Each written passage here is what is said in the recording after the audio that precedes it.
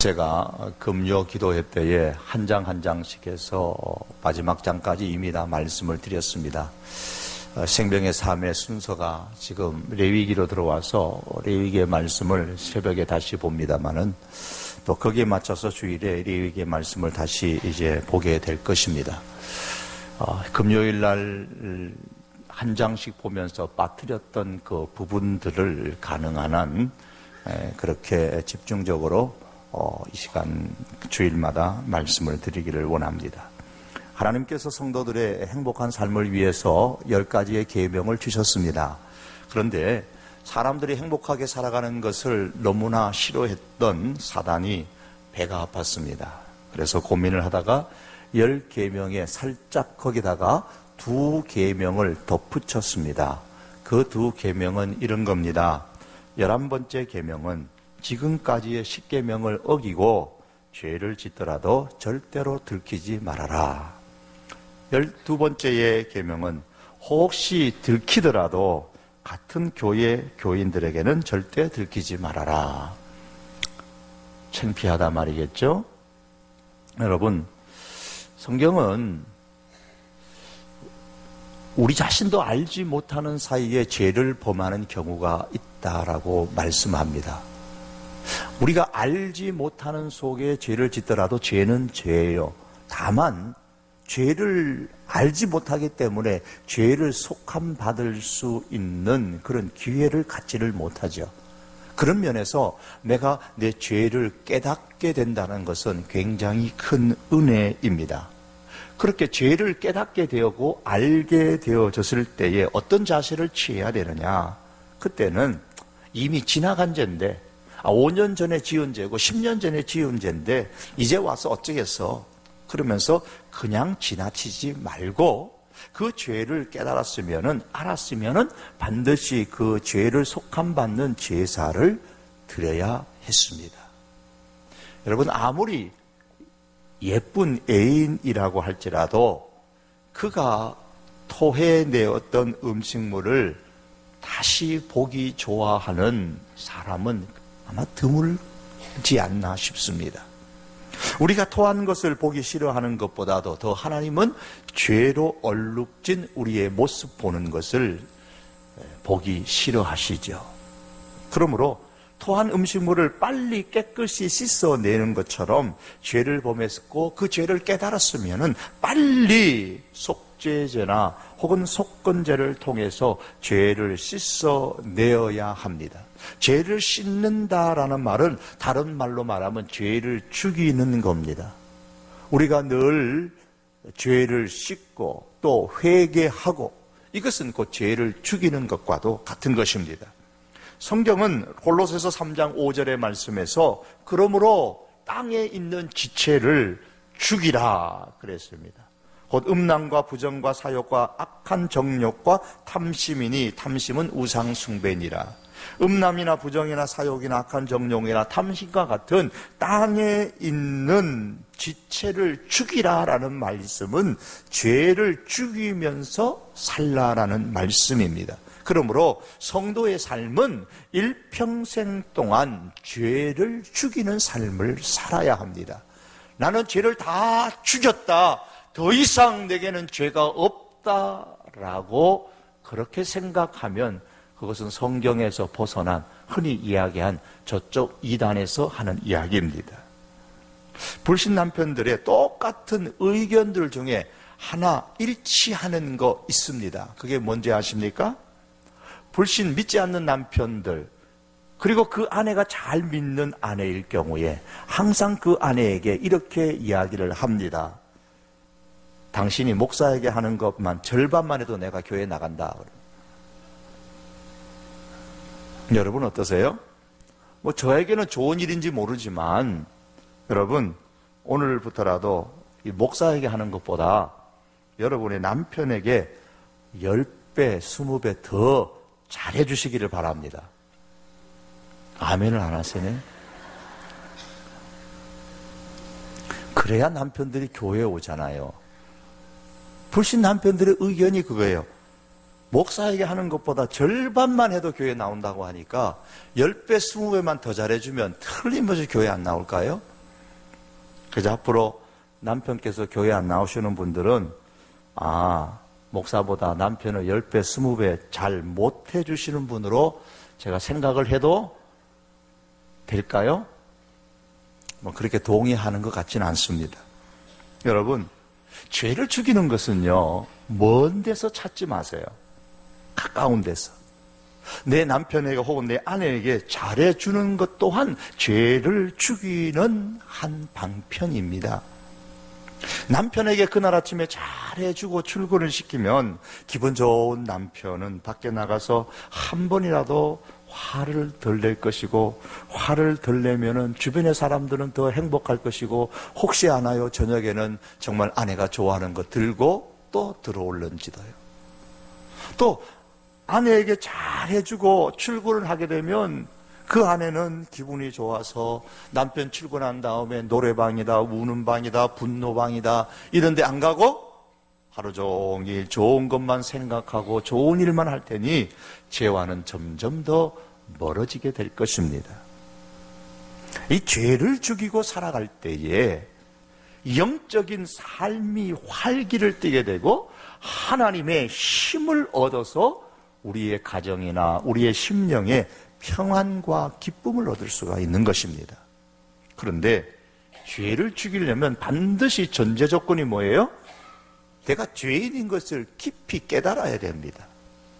깨닫는 것만큼 진지하게 죄를 죽이는 인생을 살게 됩니다. 오늘 본문에 보시면 속죄제를 드릴 수 있는 사람은 죄를 깨닫는 사람이라고 말씀합니다.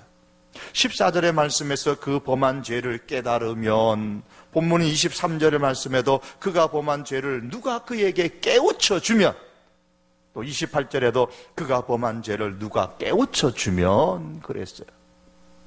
신앙은 내가 죄인이라는 사실을 깊이 깨닫는 데서부터 출발하는 겁니다. 내가 하나님 앞에서 죄인입니다 라고 이렇게 깨닫는 나에게 깨어지는 이 심령이 있어야 신자로서 출발을 하는 거예요.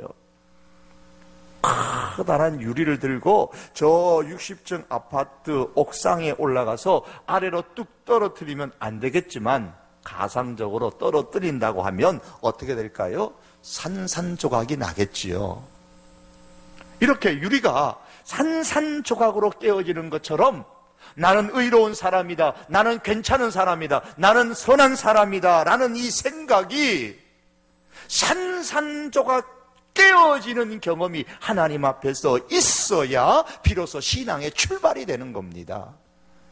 그런데 일반적으로 착하게 살려고 노력하는 사람일수록 이 부분에 대해서 굉장히 약합니다. 착하게 살려고 노력하면 노력할수록 그 마음 한구석에는 그에 대한 보상 심리가 있어요. 나는 비교적 착한 사람이야. 나는 법 없어도 살 수 있는 사람이야. 그래도 나는 악한 사람은 아니잖아. 그런 의식이 잠재되어져 있습니다. 이런 생각을 가지고 교회에 와서 예배를 드릴 때에 때로 죄라는 단어, 오늘처럼 이렇게 죄인이다, 죄라는 단어를 들으면 별로 나와는 상관이 없는 말이라고 생각을 하고 한 귀로 듣고 한 귀로 흘러버리기가 매우 쉽습니다. 이런 생각으로 신앙생활을 하게 되면 내가 죄인이라는 사실을 평생 가슴 아프도록 느껴보지 못한 채 예배를 드리게 되고, 내가 죄인인 것을 깨닫지 못하는 것만큼 내가 하나님의 은혜를 받았다라는 사실조차도 깨닫지 못하고 신앙생활을 하게 됩니다. 여러분, 자기 깨어지는 이 모습이 없으면 신앙생활은 사실 시작조차도 하지 않는 것입니다. 이 기독교의 신앙은 내가 죄인입니다, 나를 불쌍히 여겨주십시오, 내게는 하나님의 은혜가 있어야만 살 수 있습니다 라는 이러한 자기 죄에 대한 깨어짐과 더불어서 시작하는 것입니다. 여기서부터 신앙생활이 시작되는 거, 여기서부터 신자가 되기 시작하는 겁니다. 하나님 나를 불쌍히 여겨주십시오. 나는 죄인입니다. 이러한 자기 깨어짐이 있어야 그 다음에 무슨 생각을 해요? 그 다음에는 그럼 내가 이제 어떻게 살아야 되나? 그 고민을 합니다. 그때부터 하나님의 은혜를 사모하게 되고, 하나님의 은혜를 사모하다 보면 하나님의 말씀이 기다려지고 예배가 기다려지고, 그 예배가 더욱더 간절하게 되고 말씀의 귀를 기울이게 되고 주목하게 되고, 그때의 은혜를 받아 더욱더 죄를 죽이는 삶을 살아가게 되는 것이죠. 그러므로 한 사람의 그 신앙의 수준이라는 것은 하나님 앞에서 내가 얼마나 깊이 죄인인가를 깨닫는 그 깨달음의 정도와 정비례하는 것입니다. 자신이 죄인이라는 인식이 부족한 사람일수록 나타나는 현상이 있어요. 두 가지만 말씀을 드린다면, 그 하나는 그 마음의 죄를 가볍게 여기는 현상이 있습니다. 성경은 말씀하기를 미련한 자는 죄를 심상히 여겨도 정직한 자 중에는 은혜가 있느니라, 잠언서 14장의 9절에 말씀하셨습니다. 심상히 여긴다라는 말은 가볍게 여긴다는 말입니다. 미련한 사람은 죄를 가볍게 여깁니다. 그래서 죄 짓는 것을 고민하지 않아요. 죄 짓는 것에 대해서 별로 그렇게 신경 쓰면서 행동하지 않아요. 그냥 마치 밥을 먹는 것처럼 쉽게 생각해요. 또한 이 자기 깨어짐이 일어나지 않는 사람일수록 자신이 잘못했던 그 죄에 대한 행동에 대하여서 자꾸 정당화시키려고 합니다. 오늘 본문 13절의 말씀 보면 스스로 깨닫지 못하다가 허물이 있어도 죄가 있어도 깨닫지를 못하는 거예요. 오히려 자신이 당당하다고 생각을 합니다. 어떤 사람은 자신이 예수님의 구원이 필요하다는 사실을 인정을 하면서도 그래도 한쪽 구석에서는 그래도 그렇게 심하게 내가 죄를 짓는 죄인은 아니지? 라고 스스로 생각을 합니다. 여러분, 우리가 로마서 1장의 말씀에 보면 죄의 결과는 사형이라고 말씀하면서 그 앞에서는 큰 죄가 있고 작은 죄가 있고 그렇게 구분하지 않습니다. 큰 죄든 사람이 볼 때에 큰 죄든 작은 죄든 모든 죄는 다 하나님 앞에서 사형이다, 그렇게 말씀하고 있습니다. 즉 죄의 결과는, 값은 죽음이라고 말씀합니다. 오늘 이 자리에 참석하신 사랑하는 성도 여러분, 우리는 어떻습니까? 혹 죄를 범하는 것을 가볍게 여기는 마음은 없습니까?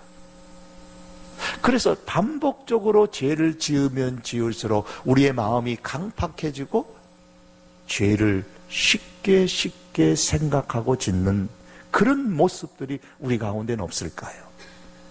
혹은 내가 죄인인 것은 인정을 하면서도 그래도 나는 아직 그래도 나쁜 죄인은 아니라고 생각하지는 않으십니까? 여러분, 결코 우리는 인생을 살아가며, 특별히 신자로, 그리스도인으로, 성도로 살아가면서 결코 우리는 죄를 가볍게 여기지 말아야 합니다. 내가 죄인이라는 사실을 결코 부인하지 않기를 바랍니다.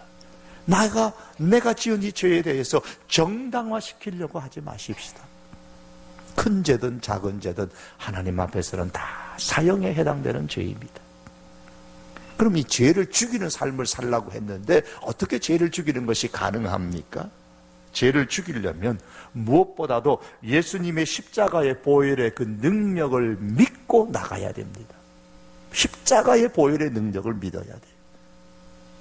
오늘 본문의 말씀 가운데 보면 속죄제의 특징 중에 하나는 속죄 제물을 드리는 희생 제물의 피를 번제단 밑에 쏟는 겁니다. 이 4장의 말씀을 한 번에 읽어보시면은 3절과 13절 그리고 22절에서 27절 죄를 씻어야 할 대상이 누구인가에 대해서 말씀을 하면서 그 제물의 종류가 각각 달라요. 예컨대 수송아지를 드려야 제물로 드려야 되는 사람도 있고, 때로는 순염소를 드려야 되는 족장과 같은 지도자도 있고, 일반 평민들은 암염소나 암컷 어린 양을 제물로 드렸습니다. 그리고 그 제물의 종류에 따라서 조금씩 그 제물을 드리는 방법이 조금씩은 좀 달라요. 그런데 그 다른 속에서도 똑같이 숫송아지를 드리든 암염소를 드리든 순염소를 드리든 암컷 어린 양을 드리든 어떤 제물을 드리든 간에 똑같이 공통적으로 해야만 하는 한 가지 행동이 있습니다.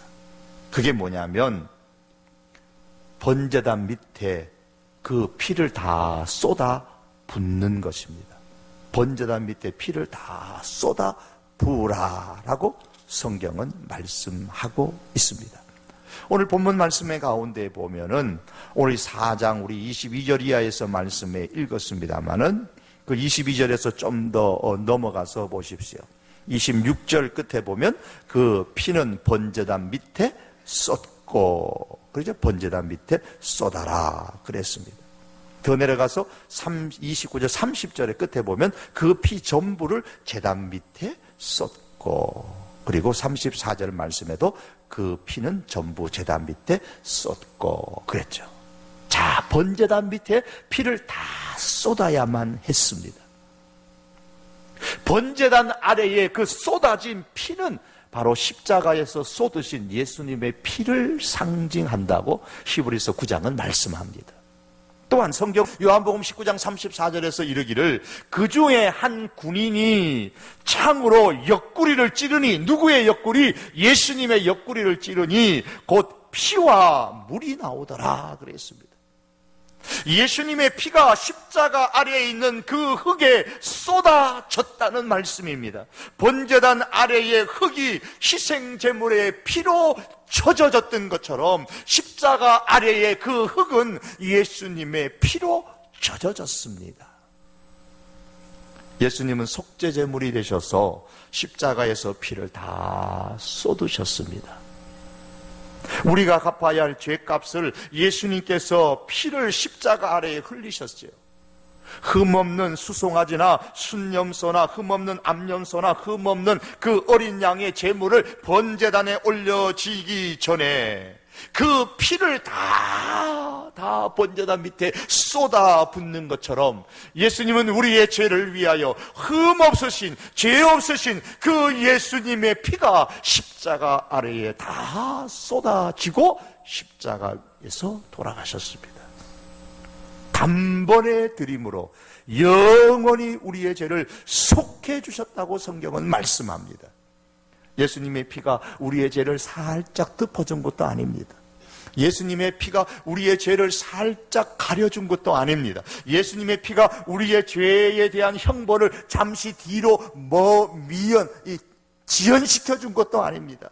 예수님의 피가 우리의 죄를 조금 감량시켜준 것도 아닙니다. 예수님의 피는 우리의 죄를 단번에 영원히 없애주셨습니다.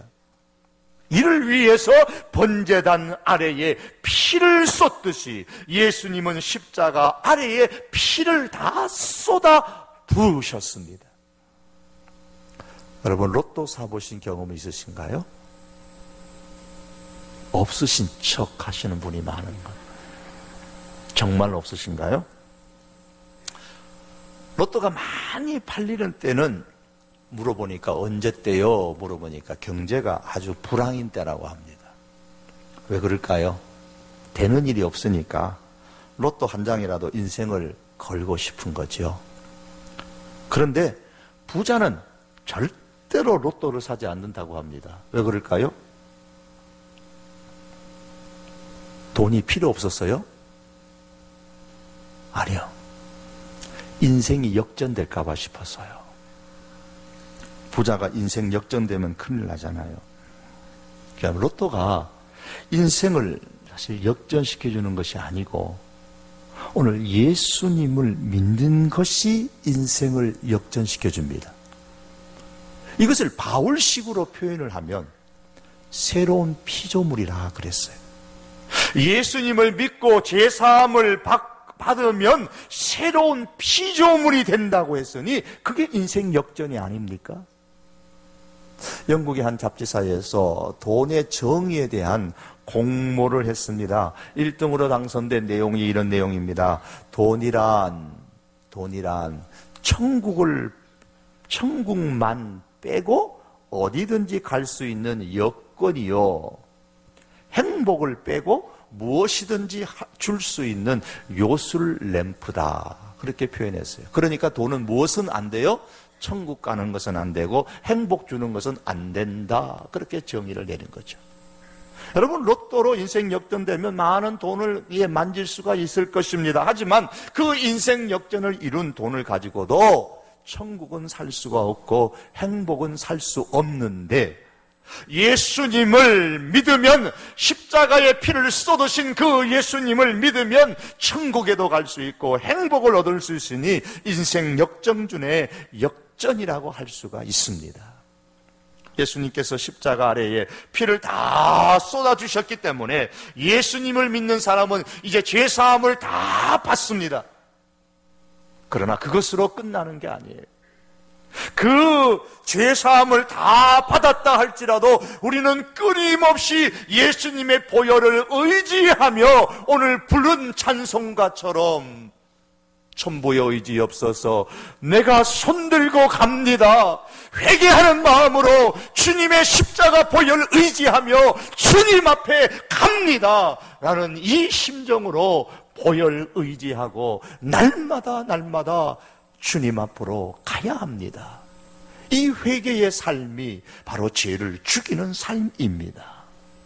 더 나아가서 죄를 죽이는 삶은 성령으로 말미암아 우리의 몸의 행실을 죽여야 합니다. 오늘 본문 26절에 보시면은 그 모든 기름은 제단 위에서, 즉 번제단 위에서 불사를 찌니 이같이 속죄한즉.